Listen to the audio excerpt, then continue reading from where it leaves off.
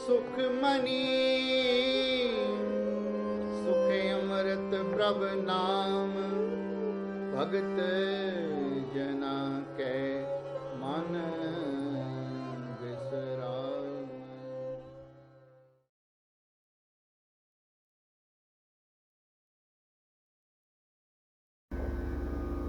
वाहेगुरु जी का खालसा वाहेगुरु जी की फतेह।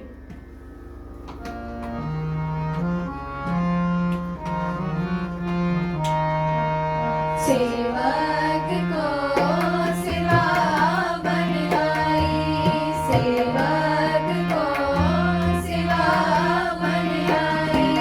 हुक्म बूझे परम पद पाई, हुक्म बूझे परम पद पाई। सेवक को सिवा बन आई, सेवक को सिवा बन आई।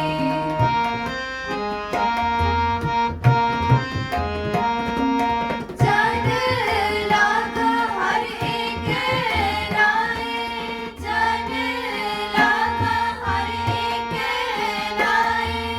जिसकी आस न मिलती जाए, जिसकी आस न मिलती जाए। सेवक को सिवा बन आई, सेवक को सिवा बन आई। हुक्म बूझे परम पद पाई, हुक्म बूझे परम पद पाई। सेवक को सिवा बन आई, सेवक को सिवा बन आई।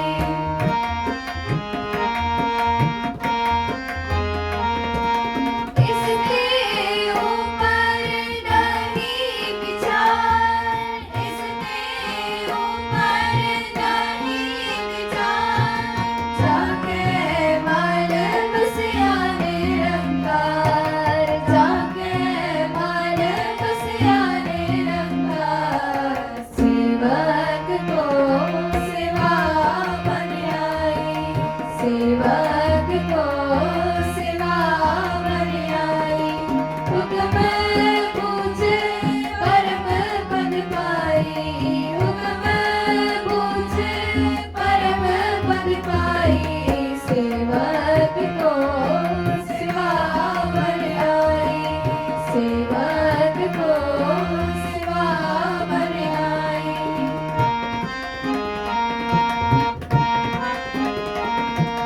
बंधन तोरे बंधन तोरे अनदिन पूजे गुर के पैर, अनदिन पूजे गुर के पैर। सेवक को सिवा बन आई, सेवक को सिवा बन आई। हुक्म बूझे परम पद पाई, हुक्म बूझे परम पद पाई। सेवक को सिवा बन आई, सेवक को सिवा बन आई।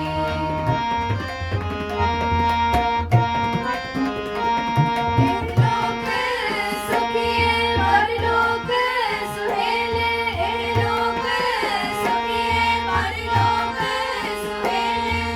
नानक हर प्राप आपे मिले, नानक हर प्राप आपे मिले।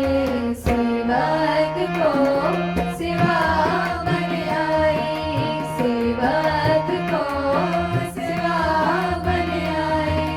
हुक्म बूझे परम पद पाई, हुक्म बूझे परम पद पाई। सेवक को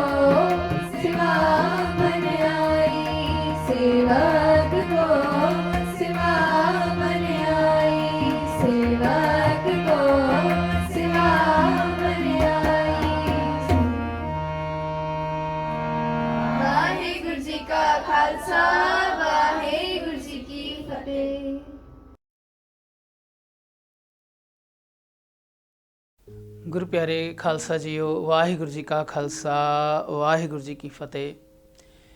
ਪਿਛਲੀ ਪੌੜੀ ਸੀ ਸਰਗੁਣ ਨਿਰਗੁਣ ਨਿਰੰਕਾਰ ਸੁਨ ਸਮਾਧੀ ਆਪ, ਆਪਨ ਕੀਆ ਨਾਨਕਾ ਆਪੇ ਹੀ ਫਿਰ ਜਾਪ। ਵੀ ਪਰਮੇਸ਼ਰ ਸਰਗੁਣ ਵੀ ਹੈ ਔਰ ਨਿਰਗੁਣ ਵੀ ਹੈ, ਉਹ ਸਾਰੇ ਰੂਪਾਂ 'ਚ ਆਪ ਹੈ। ਪਰ ਐਸਾ ਜਾਣ ਕੇ, ਐਸਾ ਗਿਆਨ ਪ੍ਰਾਪਤ ਕਰਕੇ ਕਿਤੇ ਇਹ ਨਹੀਂ ਕਿ ਉਸਨੂੰ ਦੋ ਪੱਖ ਸਮਝ ਲੈਣੇ ਵੀ ਨਿਰਗੁਣ ਕੋਈ ਹੋਰ ਹੈ, ਸਰਗੁਣ ਕੋਈ ਹੋਰ ਹੈ, ਪਰੰਤੂ ਦੋਨੋਂ ਪੱਖ ਸਮਝ ਕੇ ਉਸ ਦੋਨੋਂ ਪੱਖਾਂ ਦਾ ਜੋ ਸੁਆਮੀ ਹੈ ਅਕਾਲ ਪੁਰਖ ਜੀ ਆਪ, ਉਸ ਦੀ ਪ੍ਰੇਮਾ ਭਗਤੀ ਕਰਨੀ ਹੈ। ਭਾਵ ਕਿ ਉਸਦੇ ਦੋਨੋਂ ਪੱਖ ਸਮਝ ਕੇ ਅਕਾਲ ਪੁਰਖ ਨੂੰ ਇੱਕੋ ਇੱਕ ਸਮਝਣਾ, ਉਸਦੇ ਇੱਕੋ ਇੱਕ ਫੈਲਾਓ ਨੂੰ ਇੱਕ ਤੱਕ ਕੇ ਉਸਦੇ ਪ੍ਰੇਮ ਵਿੱਚ ਡੁੱਬਣਾ, ਉਸਦੀ ਪ੍ਰੇਮਾ ਭਗਤੀ ਕਰਨੀ। ਸੋ ਗੁਰਬਾਣੀ ਦਾ ਉਪਦੇਸ਼ ਹੈ ਕਿ ਉਸ ਇੱਕ ਦੀ ਭਗਤੀ ਕਰੋ, ਉਸੇ ਦਾ ਇੱਕੋ ਇੱਕ ਸੱਚਾ ਨਾਮ ਜਪੋ। ਹੁਣ ਅੱਗੇ ਵਾਹਿਗੁਰੂ ਜੀ ਦੀ ਸਰਬ ਵਿਆਪਕਤਾ ਔਰ ਸਰਬ ਸ਼ਕਤੀਮਾਨਤਾ ਦਾ ਵਰਣਨ ਹੋ ਤੁਰਿਆ ਹੈ ਜੀ। ਸ਼ਲੋਕ ਜੀ ਜੰਤ ਕੇ ਠਾਕੁਰਾ ਆਪੇ ਵਰਤਨਹਾਰ, ਨਾਨਕ ਏਕੋ ਪਸਰਿਆ ਦੂਜਾ ਕੈ ਦ੍ਰਿਸ਼ਟਾਰ।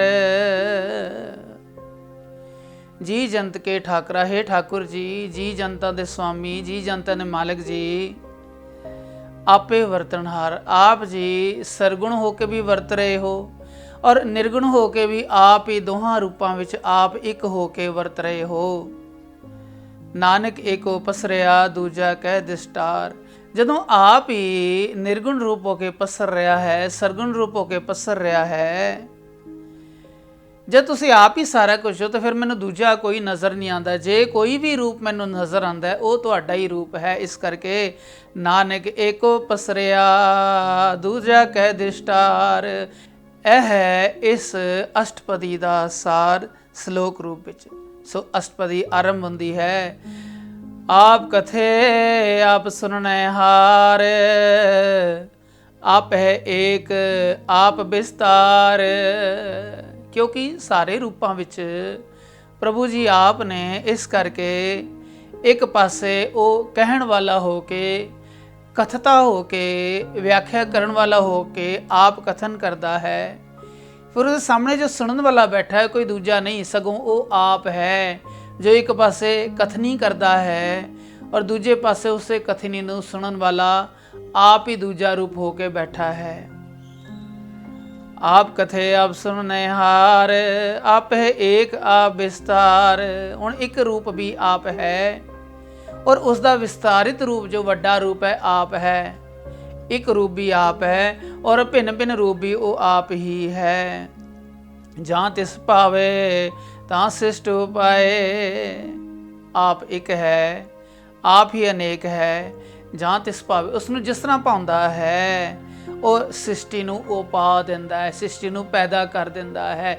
ਕਿਉਂਕਿ ਇੱਥੇ ਸ੍ਰਿਸ਼ਟੀ ਨੂੰ ਉਪਾਉਣਾ, ਉਸ ਦਾ ਸੰਘਾਰ ਕਰਨਾ, ਉਸ ਦੀ ਪਾਲਣਾ ਕਰਨੀ, ਜੋ ਵੀ ਯਤਨ ਨੇ ਪਰਮੇਸ਼ਰ ਬਿਨਾਂ ਕਿਸੇ ਦੀ ਇਜਾਜ਼ਤ ਲਏ, ਬਿਨਾਂ ਕਿਸੇ ਦੀ ਸਲਾਹ ਲੈ ਕਰਦਾ, ਕਿਉਂਕਿ ਉਹ ਆਪ ਸਾਰੇ ਰੂਪਾਂ ਵਿੱਚ ਵਿਦਿਆਮਾਨ ਹੈ। ਇਸ ਕਰਕੇ ਜਾਂ ਤਿਸ ਭਾਵੇ ਤਾਂ ਸ੍ਰਿਸ਼ਟ ਉਪਾਏ, ਜਿਵੇਂ ਉਸ ਨੂੰ ਭਾਉਂਦਾ ਸ੍ਰਿਸ਼ਟੀ ਨੂੰ ਉਪਜਾ ਦਿੰਦਾ ਹੈ, ਉਪਜਾਉਂਦਾ ਹੈ, ਪੈਦਾ ਕਰਦਾ ਹੈ, ਉਤਪੰਨ ਕਰ ਦਿੰਦਾ ਹੈ ਔਰ ਫਿਰ ਆਪਣੀ ਮਰਜ਼ੀ ਨਾਲ ਜਿਸ ਤਰੀਕੇ ਨਾਲ ਚਾਹੇ ਉਸ ਨੂੰ ਸਮੇਟ ਲੈਂਦਾ ਹੈ। ਜਬ ਉਦ ਕਰਖ ਕਰਾ ਕਰ ਧਾਰਾ, ਪ੍ਰਜਾ ਤਰਤ ਤਬ ਦੇਹ ਅਪਾਰਾ।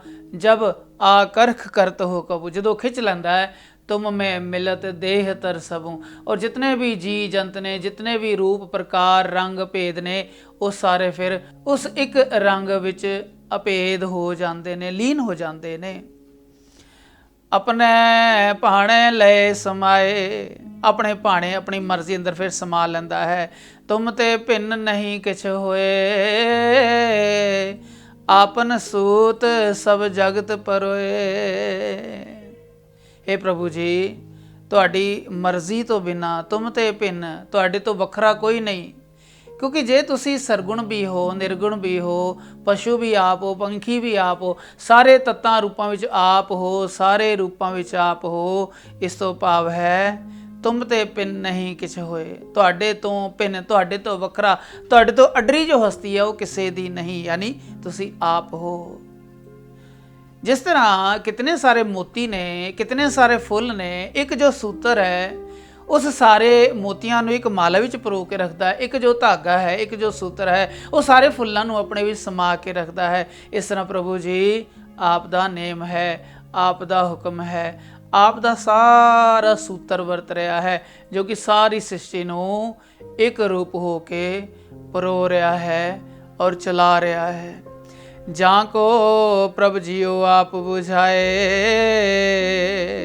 ਸੱਚ ਨਾਮ ਸੋਈ ਜਨਮ ਪਾਏ। ਹੁਣ ਜੋ ਸ੍ਰਿਸ਼ਟੀ ਹੈ, ਭਿੰਨ ਭਿੰਨ ਰੂਪ ਨੇ, ਭਿੰਨ ਭਿੰਨ ਰੰਗ ਨੇ, ਸਾਰੇ ਜੀ ਜੰਤ ਉਸ ਨੂੰ ਵੱਖ-ਵੱਖ ਹੋ ਕੇ ਦੇਖ ਰਹੇ ਨੇ, ਪਰੰਤੂ ਜਿਸ ਦੇ ਮਨ ਵਿੱਚ ਪਰਮੇਸ਼ਰ ਜੀ ਦੀ ਮਿਹਰ ਦੁਆਰਾ ਇਹ ਖਿਆਲ ਪੈਦਾ ਹੋ ਜਾਂਦਾ ਹੈ ਕਿ ਨਿਰਗੁਣ ਵੀ ਉਹ ਆਪ ਹੈ, ਸਰਗੁਣ ਵੀ ਉਹ ਆਪ ਹੈ, ਸਾਰੇ ਜੀ ਜੰਤ ਉਸ ਦੇ ਪੈਦਾ ਕੀਤੇ ਨੇ, ਉਸ ਦੇ ਸਮੇਟ ਲੈਣੇ ਨੇ। ਇਸ ਤਰ੍ਹਾਂ ਜਿਸ ਨੂੰ ਇਹ ਗੱਲ ਦਾ ਗਿਆਤ ਹੋ ਜਾਂਦਾ ਹੈ, ਗਿਆਨ ਹੋ ਜਾਂਦਾ ਹੈ, ਫਿਰ ਆਖਦੇ ਨੇ ਜਾਂ ਕੋ ਪ੍ਰਭ ਜੀ ਉਹ ਆਪ ਬੁਝਾਏ। ਜਿਸ ਨੂੰ ਇਹ ਗੱਲ ਜਣਾ ਦਿੰਦੇ ਨੇ ਪ੍ਰਭੂ ਜੀ ਆਪ ਕਿਰਪਾ ਕਰਕੇ, ਸੱਚ ਨਾਮ ਸੋਈ ਜਨ ਪਾਏ।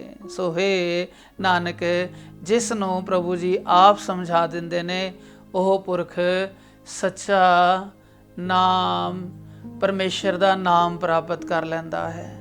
ਸੋ ਸਮਦਰਸੀ, ਸਮਦਸਤੀ ਤੋਂ ਭਾਵ ਹੈ ਉਸ ਦੀ ਨਿਗਾਹ ਵਿੱਚ ਇੱਕੋ ਰੂਪ ਹੈ। ਕਿਸੇ ਨੂੰ ਉੱਚਾ, ਕਿਸੇ ਨੂੰ ਨੀਵਾਂ, ਕਿਸੇ ਨੂੰ ਸ੍ਰੇਸ਼ਟ, ਕਿਸੇ ਨੂੰ ਨੀਚ ਕਰਕੇ ਨਹੀਂ, ਕਿਉਂਕਿ ਸਾਰੇ ਰੂਪਾਂ, ਸਾਰੇ ਰੰਗਾਂ, ਸਾਰੇ ਵਸਤ ਰੂਪਾਂ ਵਿੱਚ, ਸਾਰੇ ਭੌਤਿਕ ਰੂਪਾਂ ਵਿੱਚ ਉਹ ਆਪ ਸਮਾਇਆ ਹੈ। ਇਸ ਕਰਕੇ ਉਹ ਇੱਕੋ ਦ੍ਰਿਸ਼ਟੀ ਨਾਲ ਦੇਖਦਾ ਹੈ, ਇਸ ਕਰਕੇ ਉਹ ਸਮਦਰਸ਼ੀ ਹੈ।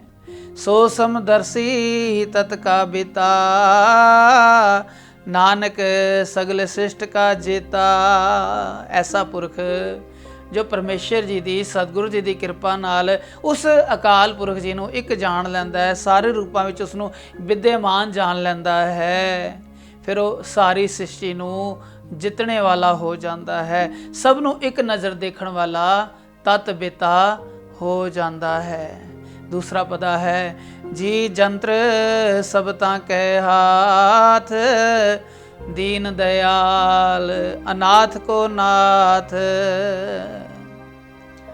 ਹੁਣ ਜੋ ਪ੍ਰਭੂ ਜੀ ਨੇ, ਜਿਨ੍ਹਾਂ ਨੇ ਸਾਰੇ ਰੂਪਾਂ ਵਿੱਚ ਇਹ ਸ੍ਰਿਸ਼ਟੀ ਦੀ ਉਤਪਤੀ ਕੀਤੀ ਹੈ, ਉਹ ਜਿਤਨੇ ਵੀ ਉਸਨੇ ਜੀ ਜੰਤੂ ਪਾਏ ਨੇ, ਕਿਉਂਕਿ ਉਸਦੇ ਆਪਣੇ ਰਚੇ ਨੇ, ਉਸਦੇ ਆਪਣੇ ਬਣਾਏ ਨੇ, ਇਸ ਕਰਕੇ ਜੀ ਜੰਤਰ ਸਭ ਤਾਕੇ ਹਾਥ, ਕਿਉਂਕਿ ਜੀ ਜੰਤਾਂ ਵਿੱਚ ਆਪ ਹੈ, ਇਸ ਕਰਕੇ ਉਹਨਾਂ ਦਾ ਜੋ ਕਾਬੂ ਹੈ, ਜੋ ਕੰਟਰੋਲ ਹੈ, ਜੋ ਉਹਨਾਂ ਦਾ ਨਿਯੰਤਰਣ ਹੈ, ਉਹ ਵੀ ਉਸਦੇ ਹੱਥ ਵਿੱਚ ਹੈ। ਦੀਨ ਦਿਆਲ ਅਨਾਥ ਕੋ ਨਾਥ, ਉਹ ਗਰੀਬਾਂ ਪਰ ਦਿਆਲੂ ਹੈ, ਅਨਾਥਾਂ ਦਾ ਨਾਥ ਹੈ। ਜਿਸ ਰਾਖੇ ਤਿਸ ਕੋਏ ਨਾ ਮਾਰੇ, ਜਿਸ ਨੂੰ ਪ੍ਰਭੂ ਆਪ ਹੱਥ ਦੇ ਕੇ ਰੱਖ ਲੈਂਦਾ ਹੈ, ਉਸ ਨੂੰ ਫਿਰ ਉਸਦਾ ਜੀਵਨ ਨਹੀਂ ਕੋਈ ਲੈ ਸਕਦਾ, ਉਸ ਨੂੰ ਕੋਈ ਮਾਰ ਨਹੀਂ ਸਕਦਾ। ਜਿਸ ਰਾਖੇ ਤਿਸ ਕੋਏ ਨਾ ਮਾਰੇ, ਸੋ ਮੂਆ ਜਿਸ ਮਨਹੁ ਵਿਸਾਰੇ। ਜਿਸ ਨੂੰ ਪ੍ਰਭੂ ਆਪਣੀ ਮਰਜ਼ੀ ਨਾਲ ਆਪਣਾ ਨਾਮ ਆਪ ਭੁਲਾ ਦਿੰਦਾ, ਫਿਰ ਉਸ ਨੂੰ ਕੋਈ ਬਚਾ ਨਹੀਂ ਸਕਦਾ, ਉਸ ਨੂੰ ਕੋਈ ਰੱਖ ਨਹੀਂ ਸਕਦਾ, ਕਿਉਂਕਿ ਬਚਾਉਣ ਵਾਲਾ ਆਪ ਹੈ, ਉਹ ਮਾਰਨ ਵਾਲਾ ਵੀ ਆਪ ਹੈ। ਸੋ ਮੂਆ ਜਿਸ ਮਨਹੁ ਵਿਸਾਰੇ, ਉਹ ਮਰ ਗਿਆ ਸਮਝੋ ਜਿਸ ਨੇ ਉਸ ਪ੍ਰਭੂ ਨੂੰ, ਉਸ ਪ੍ਰਭੂ ਦੇ ਨਾਮ ਨੂੰ ਵਿਸਾਰ ਦਿੱਤਾ ਹੈ। ਤਿਸ ਤਜ ਅਵਰ ਕਹਾਂ ਕੋ ਹੋ ਜਾਏ। ਜਿਵੇਂ ਕੋਈ ਮੱਛੀ ਹੈ, ਉਹ ਸਮੁੰਦਰ ਨੂੰ ਤਿਆਗ ਕੇ ਕਿੱਥੇ ਜਾ ਸਕਦੀ ਹੈ? ਜੇ ਸਮੁੰਦਰ ਨੂੰ ਤਿਆਗੇਗੀ, ਉਸ ਤੋਂ ਨਾਰਾਜ਼ ਹੋਏਗੀ, ਉਸ ਦਾ ਪਿੱਛਾ ਨਹੀਂ ਛੱਡ ਸਕਦੀ, ਉਸ ਦਾ ਸਾਥ ਨਹੀਂ ਛੱਡ ਸਕਦੀ, ਕਿਉਂਕਿ ਉਸ ਮੱਛੀ ਦਾ ਸਮੁੰਦਰ ਨੂੰ ਤਿਆਗਣ ਤੋਂ ਭਾਵ ਹੈ ਆਪਣੇ ਜੀਵਨ ਦਾ ਹੀ ਤਿਆਗ ਕਰ ਲੈਣਾ। ਇਸ ਕਰਕੇ ਜੋ ਵੀ ਜੀਵ ਇਹ ਸੋਚਦੇ ਨੇ ਕਿ ਅਸੀਂ ਪਰਮੇਸ਼ਰ ਤੋਂ ਇਨਕਾਰੀ ਹਾਂ, ਪਰਮੇਸ਼ਰ ਦੀ ਹੋਂਦ ਤੋਂ ਪਰੇ ਹਾਂ, ਪਰਮੇਸ਼ਰ ਬਹੁਤ ਪਰੇ ਹੈ, ਪਰਮੇਸ਼ਰ ਬਹੁਤ ਦੂਰ ਹੈ, ਕਹਿੰਦੇ ਹੈ ਤਿਸ ਤਜ ਅਵਰ ਕਹਾਂ ਕੋ ਜਾਏ, ਜਾਏ ਤੋਂ ਭਾਵ ਥਾਂ, ਉਸ ਪ੍ਰਭੂ ਤੋਂ ਬਿਨਾ ਕੋਈ ਹੋਰ ਥਾਂ ਨਹੀਂ, ਉਸ ਨੂੰ ਛੱਡ ਕੇ ਬੰਦਾ ਕਿਸੇ ਥਾਂ ਨਹੀਂ ਜਾ ਸਕਦਾ। ਸਭ ਸਿਰ ਏਕ ਨਿਰੰਜਨ ਰਾਏ, ਕਿਉਂਕਿ ਪਰਮੇਸ਼ਰ ਤੋਂ ਇਲਾਵਾ ਕੋਈ ਹੋਰ ਆਸਰਾ, ਹੋ ਨਹੀਂ ਸਕਦਾ। ਔਰ ਸਾਰੇ ਜੀਆਂ ਦੇ ਸਿਰ ਤੇ ਮਿਹਰ ਭਰਿਆ ਹੱਥ ਰੱਖ ਕੇ ਉਹਨਾਂ ਨੂੰ ਰਿਜ਼ਕ ਦੇਣ ਵਾਲਾ, ਉਹਨਾਂ ਨੂੰ ਸੰਭਾਲਣ ਵਾਲਾ ਉਹ ਆਪ ਹੈ। ਇਸ ਕਰਕੇ ਜੇ ਉਹ ਸਾਹ ਦੇਣ ਵਾਲਾ ਹੈ, ਜੇ ਉਹ ਭੋਜਨ ਦੇਣ ਵਾਲਾ ਹੈ, ਤੇ ਉਸ ਨੂੰ ਛੱਡ ਕੇ ਕੋਈ ਵੀ ਜੀਵ ਉਸ ਤੋਂ ਇਨਕਾਰੀ ਨਹੀਂ ਹੋ ਸਕਦਾ। ਸਭ ਸਿਰ ਏਕ ਨਿਰੰਜਨ ਰਾਏ, ਸਭ ਦੇ ਸਿਰ ਤੇ ਉਹ ਇੱਕ ਰੱਖਿਆ ਕਰਨੇਹਾਰ ਆਸਰਾ ਰੂਪ ਨਿਰੰਜਨ ਰਾਜਾ ਹੈ। ਨਿਰੰਜਨ ਰਾਏ यानी निरंजन राजा है। जी की जुगत ਜਾਂ ਕੈ ਸਭ ਹਾਥ। ਹੁਣ ਜੀਆਂ ਦੀ ਜੁਗਤ, ਜੀਆਂ ਦਾ ਤਰੀਕਾ ਹੈ, ਜੀ ਪੈਦਾ ਹੁੰਦੇ ਨੇ, ਜੀ ਪਲਦੇ ਨੇ, ਜੀਆਂ ਦਾ ਸੰਘਾਰ ਯਾਨੀ ਅੰਤ ਹੋ ਜਾਂਦਾ ਹੈ। ਇਹ ਜੋ ਜੀਆਂ ਦੀ ਜੁਗਤ ਹੈ, ਇਸ ਦਾ ਜੋ ਮਾਲਕ ਹੈ, ਇਸ ਦਾ ਜੋ ਨਿਯੰਤਰਣ ਕਰਨ ਵਾਲਾ ਹੈ, ਉਹ ਪ੍ਰਭੂ ਜੀ ਆਪ ਨੇ। ਜੇ ਕੇ ਜੁਗਤ ਜਾਂ ਕੈ ਸਭ ਹਾਥ, ਜੀਆਂ ਦੀ ਉਤਪਤੀ, ਜੀਆਂ ਦਾ ਪਾਲਣ, ਜੀਆਂ ਦਾ ਸੰਘਾਰ ਕਰਨਾ ਔਰ ਜੀਆਂ ਦਾ ਆਪਣਾ ਪਿਆਰ ਭਰਿਆ ਹੱਥ ਦੇ ਕੇ ਉद्धार ਕਰ ਦੇਣਾ, ਇਹ ਸਾਰੀ ਜੋ ਜੁਗਤ ਹੈ ਪ੍ਰਭੂ ਜੀ, ਇਹ ਆਪ ਜੀ ਦੇ ਹੱਥ ਵਸ ਹੈ। ਅੰਤਰ ਬਾਹਰ ਜਾਨੋ ਸਾਥ। हे ਪ੍ਰਾਣੀ, ਐਸੇ ਓਤ ਪੋਤ ਸਮਾਏ ਹੋਏ ਪ੍ਰਭੂ ਜੀ ਨੂੰ ਅੰਤਰ ਬਾਹਰ ਜਾਨੋ ਸਾਥ।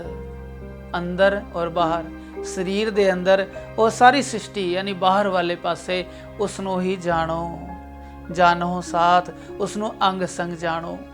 ਗੁਣ ਨਿਧਾਨ ਬੇਅੰਤ ਅਪਾਰ, ਉਹ ਗੁਣਾਂ ਦਾ ਸਮੁੰਦਰ ਹੈ, ਉਹ ਬੇਅੰਤ ਹੈ ਔਰ ਉਸ ਦਾ ਪਾਰ ਨਹੀਂ, ਉਸ ਦੀ ਕੋਈ ਲਿਮਿਟ ਨਹੀਂ ਪਾਈ ਜਾ ਸਕਦੀ। ਗੁਣ ਨਿਧਾਨ ਬੇਅੰਤ ਅਪਾਰ, ਨਾਨਕ ਦਾਸ ਸਦਾ ਬਲਿਹਾਰ। ਗੁਰੂ ਅਰਜਨ ਦੇਵ ਜੀ ਕਹਿੰਦੇ ਨੇ ਕਿ ਮੈਂ ਉਸ ਸਦੀਵ ਤੋਂ, ਉਸ ਹਮੇਸ਼ਾ ਤੋਂ, ਉਸ ਇੱਕ ਰੂਪ ਤੋਂ ਬਲਿਹਾਰ ਜਾਂਦਾ ਹਾਂ, ਸदैव ਉਸ ਤੋਂ ਬਲਿਹਾਰ ਜਾਂਦਾ ਹਾਂ। ਤੀਸਰਾ ਪਦਾ ਹੈ ਕਿ ਉਹ ਪ੍ਰਭੂ ਦਇਆ ਸਰੂਪ ਹੈ। ਇਹ ਪਤਾ ਦੱਸਦਾ ਹੈ ਕਿ ਪ੍ਰਤਿਪਾਲਣਾ ਕਰਨ ਵਾਲਾ ਹੈ ਔਰ ਭਗਤੀ ਦਾ ਦਾਨ ਦੇਣ ਵਾਲਾ ਉਹ ਆਪ ਹੀ ਹੈ। ਪੂਰਨ ਪੂਰ ਰਹੇ ਦਇਆਲ, ਸਭ ਉਪਰ ਹੋਵਤ ਕਿਰਪਾਲ। ਉਹ ਦਿਆਲ ਹੈ, ਉਹ ਪੂਰਨ ਹੈ, ਉਹ ਸਾਰੇ ਭਰਪੂਰ ਹੈ ਔਰ ਸਭ ਤੇ ਆਪ ਹੀ ਕਿਰਪਾ ਕਰਨ ਵਾਲੇ ਹਨ, ਕਿਉਂਕਿ ਉਹਨਾਂ ਦਾ ਸੁਭਾਅ ਪ੍ਰੇਮ ਵਾਲਾ ਹੈ। ਕਿਉਂਕਿ ਪ੍ਰੇਮ ਵਾਲਾ ਸੁਭਾਅ ਕਰਕੇ ਉਹ ਨਾ ਡਰਦੇ ਨੇ, ਨਾ ਕਿਸੇ ਨਾਲ ਵੈਰ ਕਰਦੇ ਨੇ, ਨਿਰਭਉ ਨੇ ਔਰ ਨਿਰਵੈਰ ਨੇ। ਇਸ ਕਰਕੇ ਪੂਰਨ ਪੂਰ ਰਹੇ ਦਇਆਲ, ਉਹ ਦਿਆਲੂ ਅਤੇ ਪੂਰਨ ਰੂਪ ਹੋ ਕੇ ਸਾਰੇ ਪਾਸੇ ਭਰਪੂਰ ਹੋ ਰਹੇ ਹਨ। ਸਭ ਉਪਰ ਹੋਵਤ ਕਿਰਪਾਲ, ਔਰ ਸਾਰਿਆਂ ਤੇ ਕੋਈ ਵੀ ਜੀ ਹੈ, ਕਿਸੇ ਸੁਭਾਅ ਦਾ, ਕਿਸੇ ਰੰਗ ਦਾ, ਕਿਸੇ ਸਥਾਨ ਦਾ, ਉਹ ਸਾਰਿਆਂ ਤੇ ਹੀ ਕਿਰਪਾਲੂ ਹੋ ਕੇ, ਕਿਰਪਾ ਕਟਾਖ ਹੋ ਕੇ, ਯਾਨੀ ਕਿਰਪਾ ਭਰੇ ਨੇਤਰਾਂ ਨਾਲ ਹਰੇਕ ਤੇ ਦਇਆ ਧਾਰ ਰਹੇ ਹਨ। ਆਪਣੇ ਕਰਤੱਵ ਜਾਣੇ ਆਪ, ਅੰਤਰਜਾਮੀ ਰਹਿਓ ਬਿਆਪ। ਪ੍ਰਸ਼ਨ ਹੈ ਕਿ ਉਹ ਦਿਆਲੂ ਕਿਵੇਂ ਨੇ, ਉਹ ਪੂਰਨ ਕਿਵੇਂ ਨੇ, ਸਭ ਉਤੇ ਕਿੱਦਾਂ ਕਿਰਪਾ ਕਰਦੇ ਨੇ?